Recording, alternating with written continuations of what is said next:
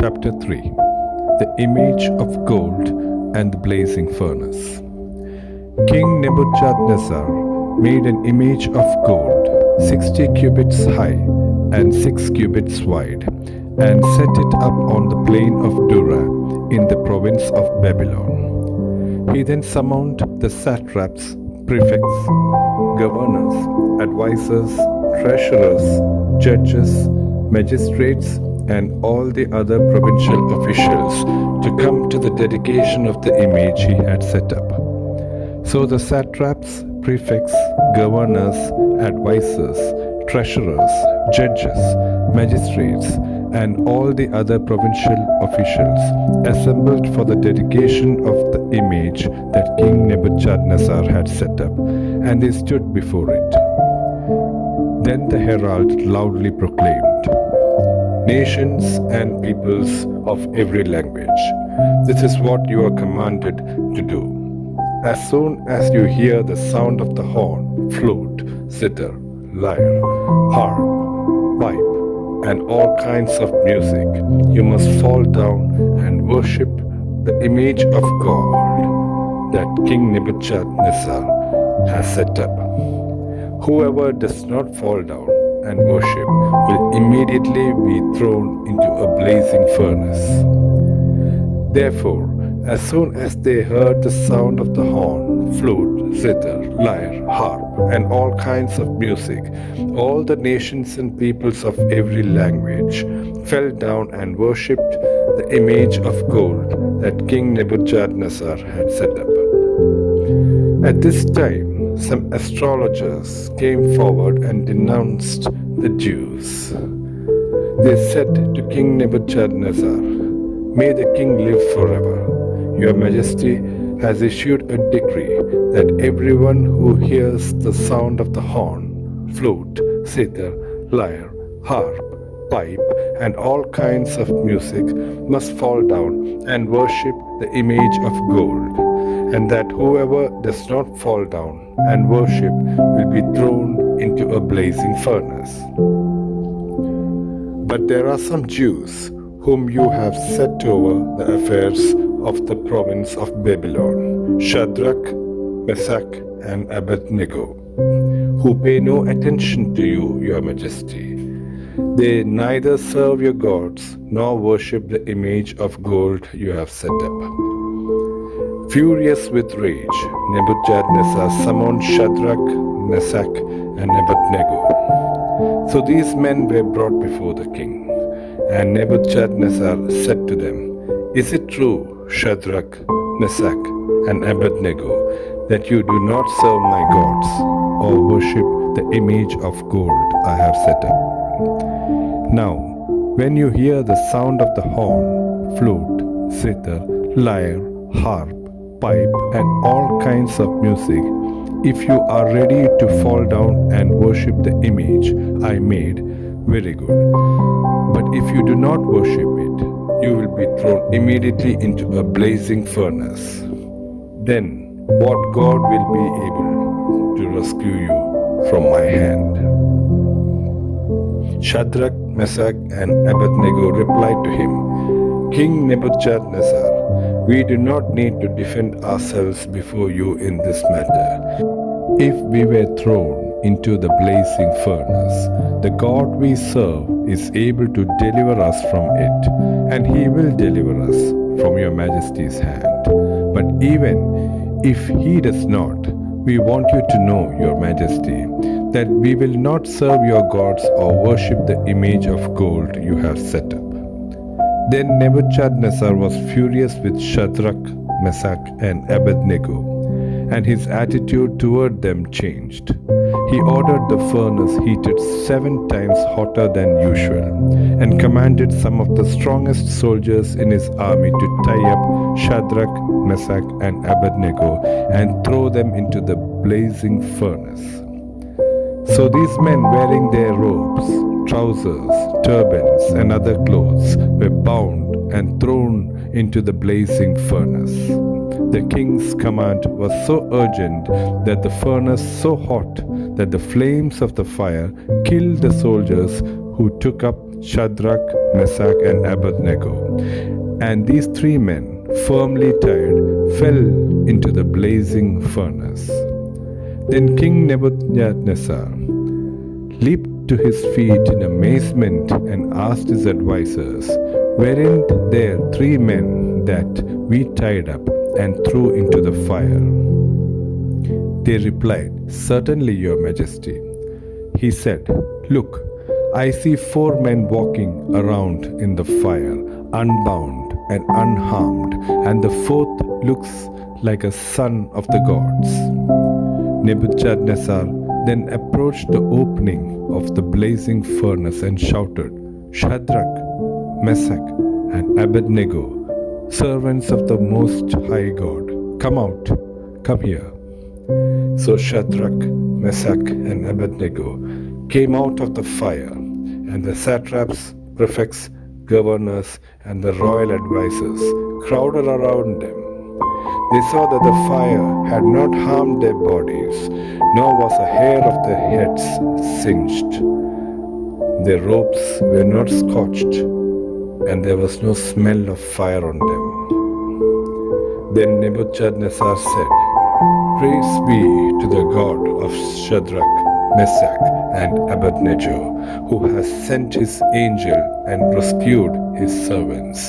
They trusted in him and defied the king's command, and were willing to give up their lives rather than serve or worship any god except their own God. Therefore, I decree that the people of any nation or language who say anything against the God of Shadrach, Meshach, and Abednego be cut into pieces, and their houses be turned into piles of rubble, for no other God can save in this way. Then the king promoted Shadrach, Meshach, and Abednego in the province of Babylon.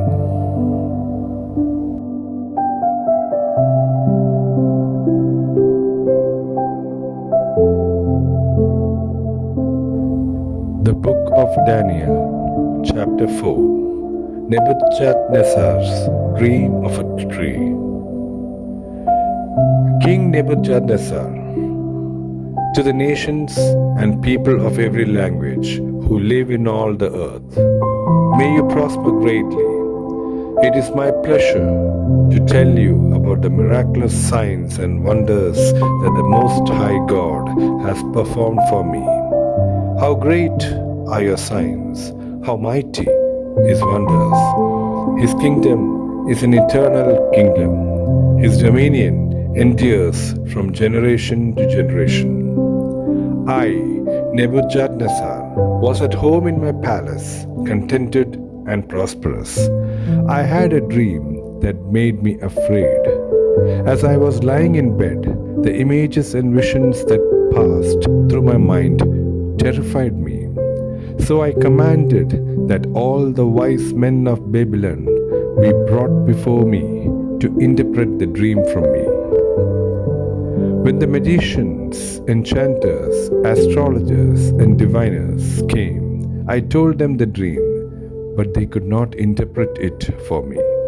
Finally, Daniel came into my presence, and I told him the dream. He is called Belshazzar, after the name of my God, and the spirit of the holy gods is in him. I said, "Belteshazzar, chief of the magicians, I know that the spirit of the holy gods is in you, and no mystery is too difficult for you. Here is my dream. Interpret it for me. These are the visions I saw while laying in bed. I looked, and there before me stood a tree in the middle of the land. Its height was enormous. The tree grew large and strong, and its top touched the sky. It was visible to the ends of the earth. Its leaves were beautiful, its fruit abundant, and on it was food for all. Under it, the wild animals found shelter, and the birds lived in its branches. From it, every creature was fed. In the visions I saw while lying in bed, I looked, and there before me was a Holy One, a messenger, coming down from heaven. He called in a loud voice, "Cut down the tree and trim off its branches, strip off its leaves and scatter its fruit. Let the animals flee from under it and the birds from its branches.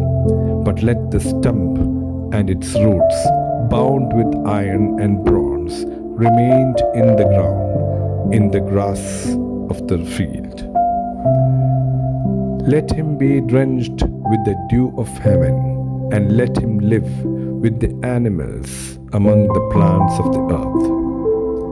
Let his mind be changed from that of a man, and let him be given the mind of an animal, till 7 times pass by for him." The decision is announced by messengers. The holy ones declare the verdict, so that the living may know that the Most High is sovereign over all kingdoms on earth, and gives them to anyone he wishes, and sets over them the lowliest of people. This is the dream that I, King Nebuchadnezzar, had. Now, Belteshazzar, tell me what it means, for none of the wise men in my kingdom can interpret it for me, but you can, because the spirit of the holy gods is in you. Then Daniel, also called Belteshazzar, was greatly perplexed for a time, and his thoughts terrified him. So the king said, "Belteshazzar, do not let the dream or its meaning alarm you." Belteshazzar answered, "My lord, if only the dream applied to your enemies and its meaning to your adversaries. The tree you saw, which grew large and strong, with its top touching the sky, visible to the whole earth, with beautiful leaves and abundant fruit, providing food for all, giving shelter to the wild animals, and having nesting places in its branches for the birds. Your Majesty, you are that tree. You have become great and strong. Your greatness has grown until it reaches the sky, and your dominion extends to distant parts of the earth. Your Majesty saw a holy one, a messenger, coming down from heaven and saying, "Cut down the tree and destroy it, but leave the stump bound by iron and bronze in the grass of the field, while its roots remain in the ground. Let him be drenched with the dew of heaven. Let him live with the wild animals until 7 times pass by for him." This is the interpretation, Your Majesty, and this is the decree the Most High has issued against my lord, the king. You will be driven away from people and will live with the wild animals. You will eat grass like the ox and be drenched with the dew of heaven. 7 times will pass by for you until you acknowledge that the Most High is sovereign over all kingdoms on earth and gives them to anyone he wishes. The command to leave the stump of the tree with its roots means that your kingdom will be restored to you when you acknowledge that heaven rules. Therefore, Your Majesty, be pleased to accept my advice. Renounce your sins by doing what is right, and your wickedness by being kind to the oppressed. It may be that then your prosperity will continue. All this happened to King Nebuchadnezzar. 12 months later, as the king was walking on the roof of the royal palace of Babylon, he said, Is not this the great Babylon I have built as a royal residence by my mighty power and for the glory of my majesty? Even as the words were on his lips, a voice came from heaven. This is what is decreed for you, King Nebuchadnezzar. Your holy authority has been taken from you. You will be driven away from people and will live with the wild animals. You will eat grass like the ox. 7 times will pass by for you until you acknowledge that the Most High is sovereign over all kingdoms on earth and gives them to anyone he wishes.